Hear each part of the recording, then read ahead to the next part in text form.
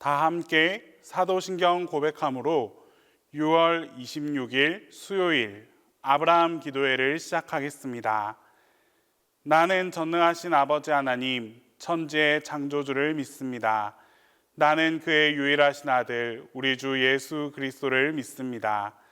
그는 성령으로 잉태되어 동정녀 마리아에게서 나시고 본디오 빌라도에게 고난을 받아 십자가에 못 박혀 죽으시고 장사된 지 사흘 만에 죽은 자 가운데서 다시 살아나셨으며 하늘에 오르시어 전능하신 아버지 하나님 우편에 앉아 계시다가 거기로부터 살아있는 자와 죽은 자를 심판하러 오십니다. 나는 성령을 믿으며 거룩한 공교회와 성도의 교제와 죄를 용서받는 것과 몸의 부활과 영생을 믿습니다.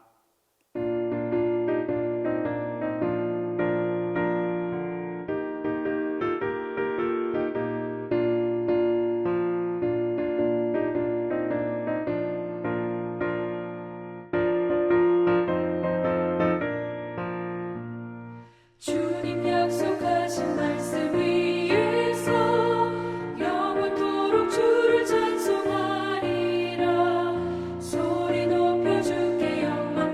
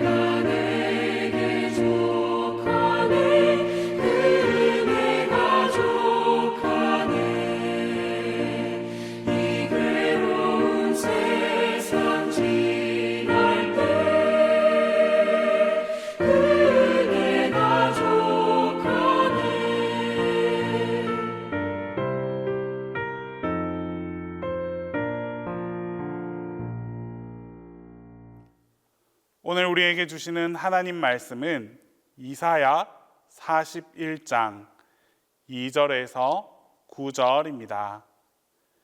구약 성경 이사야 41장 2절에서 9절입니다.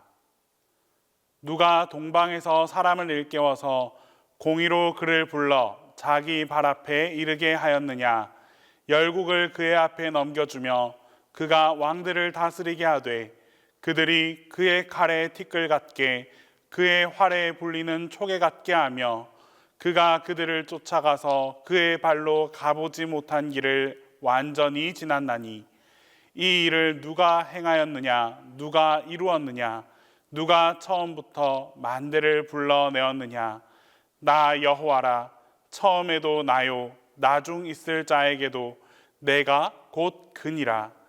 섬들이 보고 두려워하며 땅끝이 무서워 떨며 함께 모여 와서 각기 이웃을 도우며 그 형제에게 이르기를 너는 힘을 내라 하고 목공은 금장색을 격려하며 망치로 고르게 하는 자는 매질꾼을 격려하며 이르되 땜질이 잘 된다 하니 그가 못을 단단히 박아 우상을 흔들리지 아니하게 하는도다.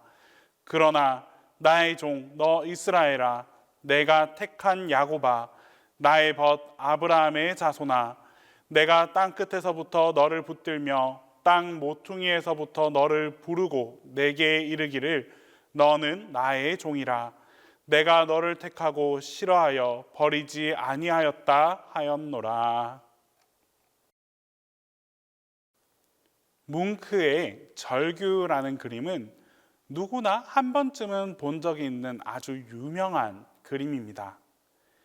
이 그림이 엄청난 인기를 갖게 된 이유에 대해 보편적인 경험을 묘사했기 때문이다 라고 주장합니다.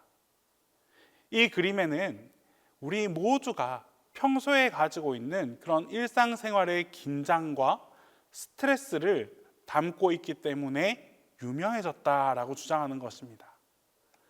그런데 최근 2021년에 새롭게 밝혀진 놀라운 사실이 있습니다.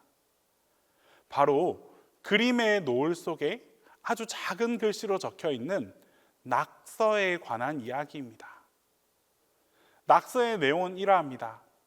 미친 사람만이 그릴 수 있다입니다. 대체 누가 이 작품에 언제 왜 이런 낙서를 했는지를 두고 해석이 분분했습니다. 그런 가운데 지난 2021년 필체 대조 조사를 실시해서 낙서의 주인공이 드디어 밝혀졌습니다. 조사의 결과에 따르면 낙서의 진범은 놀랍게도 뭉크 본인이었습니다. 이에 따라 절규라는 그림을 해석하는 관점이 다시 주목받기 시작했고, 뭉크가 그림을 그린 시기에 끔찍한 공황장애를 가지고 있었다라는 사실이 정설로 받아들여지기 시작했습니다. 뭉크는 어느 날 저녁 친구 2명과 함께 길을 따라 걷고 있었습니다. 그런데 갑자기 피곤하고 아픈 느낌이 들었습니다. 해가 지고 있었고 구름은 피처럼 붉은색으로 변했습니다. 그러자 뭉크는 자연을 뚫고 나오는 그 절규, 공황 증상이 나타나게 된 것입니다. 실제로 그림 속의 인물은 마치 절규를 직접 듣고 있는 것 같이 그려져 있습니다. 그는 진짜 피 같은 구름이 있는 이 그림을 그렸습니다.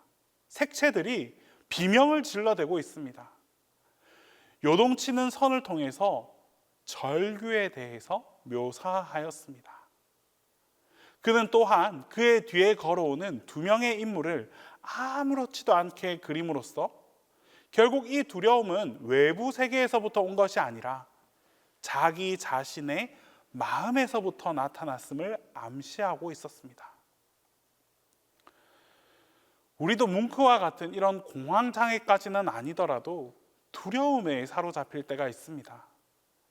본문의 이스라엘도 마찬가지입니다. 이들도 바벨론의 포로로 잡혀가서 두려움에 떨고 있었습니다.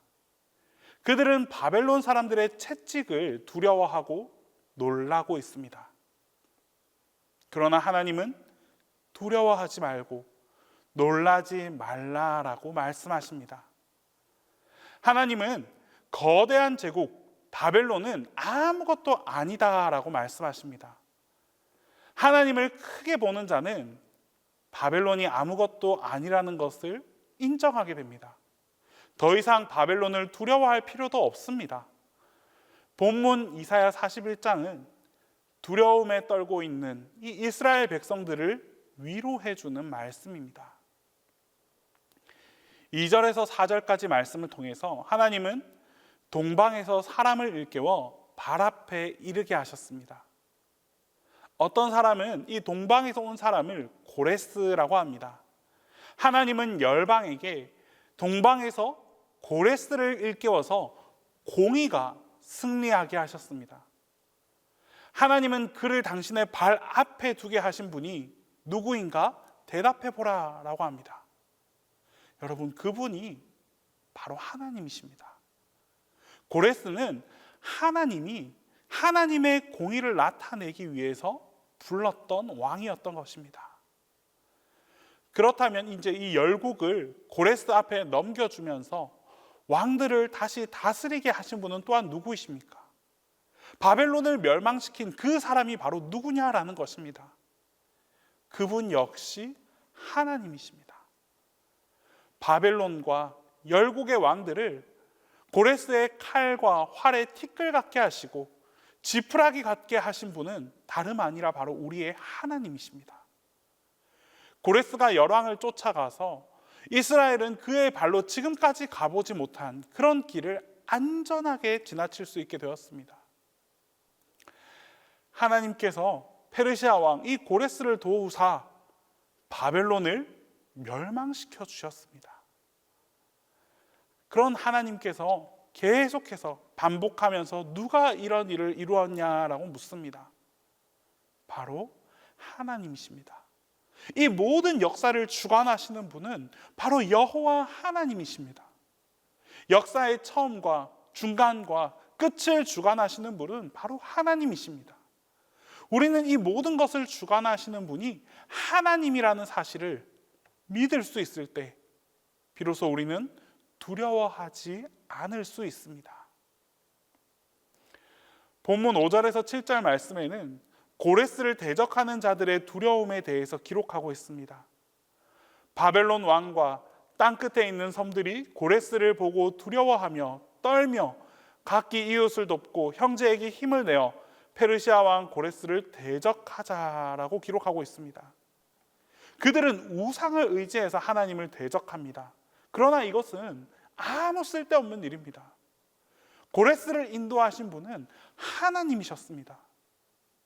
우상은 사람이 만든 형상에 불과합니다.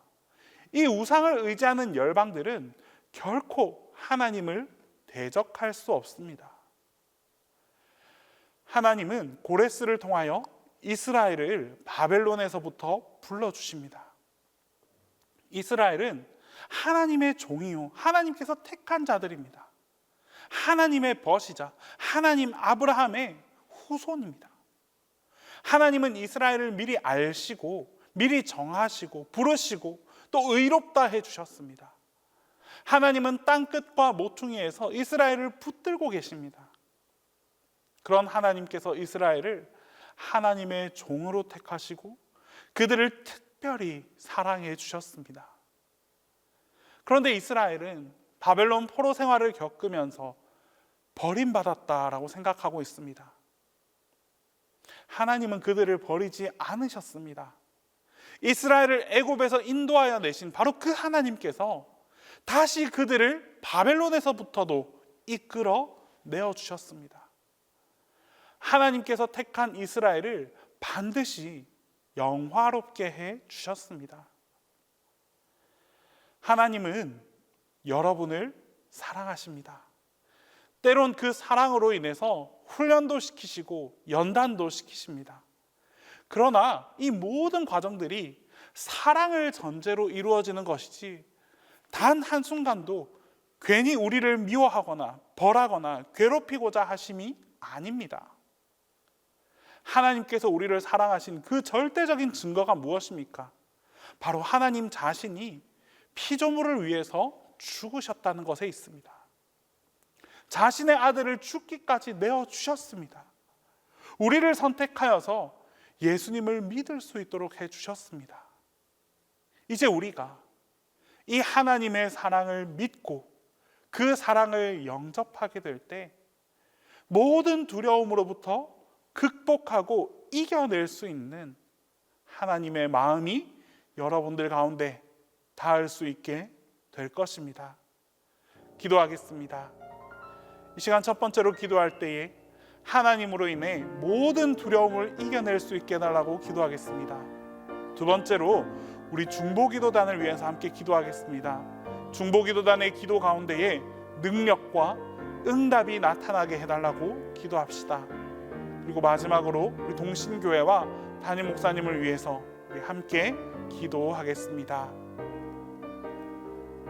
우리의 힘 되시고 능력 되시는 하나님, 오늘도 주님의 사랑과 도우심 안에서 하루의 삶을 살아갑니다.